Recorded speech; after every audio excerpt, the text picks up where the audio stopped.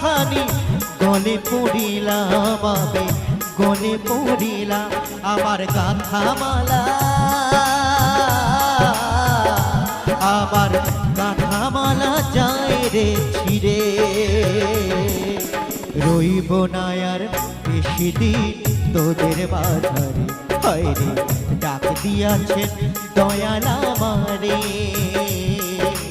রইব না আর বেশি দিন তোদের বাধারে।